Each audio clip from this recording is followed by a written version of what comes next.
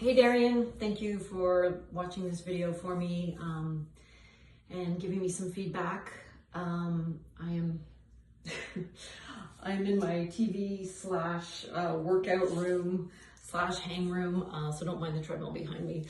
It's just a space where I can do this the easiest. Anyway, the speech, I believe, has to be between 6 to 7 minutes, right? It's my speech with purpose. There's some interaction that I need from the audience just in two places. It might come across weird because no one is calling out from the audience, but when I do deliver this on June 10th, if a few seconds go by and nobody calls out when I need them to do, I'm gonna count on you, buddy, to say it. What else? I think that's all the prefacing I have to do for this. Okay, I'm gonna set the timer on my phone, make sure I'm in that 6 to 7 minute window, and we'll get started. Okay.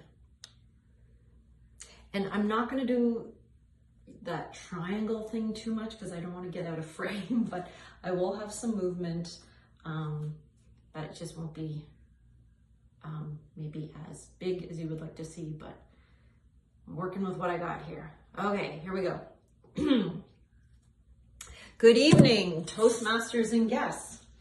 I want you to tell me what comes to mind when you hear the word midlife. Yes, crisis. A midlife crisis. It's time to panic because the best years are behind you. You gotta go out and get that convertible sports car and cling to whatever youth you have left inside of you. Man, it's so negative, right? But what if midlife wasn't a crisis? What if midlife was a chrysalis? Huh?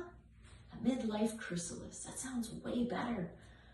Because when the caterpillar enters a chrysalis, it doesn't look like progress. It's just quietly hanging out there from a branch, seemingly doing nothing. Maybe it's binge watching Caterpillar Netflix. But in reality, everything is changing inside that chrysalis. Everything.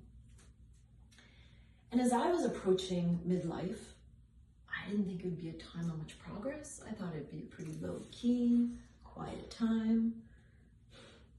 Plot twist. Midlife has been a chrysalis for me. So much change, so much reinvention. Because from the ages of 42 to 52, I became a mom. I went back to school full time. I changed my career. I got a divorce. I found a new relationship. And now I am learning all things AI for my job. And that's just the highlight reel. So, for my first midlife reinvention, motherhood at 42. At this point, most of my friends already had children in middle school, some even high school. But despite that, I didn't feel like the old mom who was late to the party. I felt good, I had lots of energy.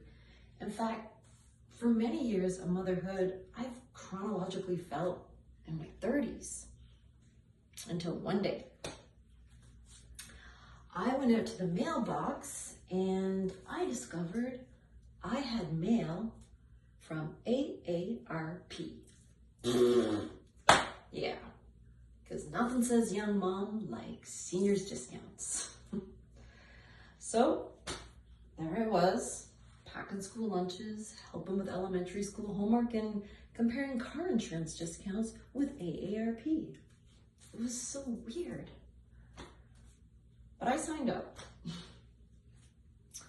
Now for my second midlife reinvention, going back to school full time. I had been a graphic designer for many years. And at 47, I decided to pivot into digital product design. And I will never forget that first day of school when I walked into the classroom and I was the oldest person in the room.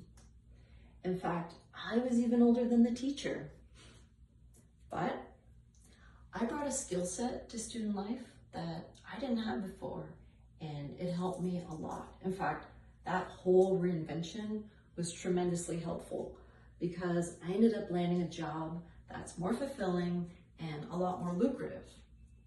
And that proved to be especially important because shortly after graduation, I found myself divorced and starting over as a single mom. But my divorce was part of the chrysalis because the caterpillar has to break down before it transitions into something new. And that's what divorce is. Your old identity dissolves along with half your household income and you transition into something new. And starting over as a single mom, that wasn't a setback. I was happy to regain total agency over my life and rediscover who I am. And I was free from putting that toilet seat down over and over and over again. That alone was worth the legal fees. Now, fast forward a couple years later, and I meet my boyfriend, Alfredo. And Alfredo and I have a relationship based on calm, not chaos. I highly recommend that.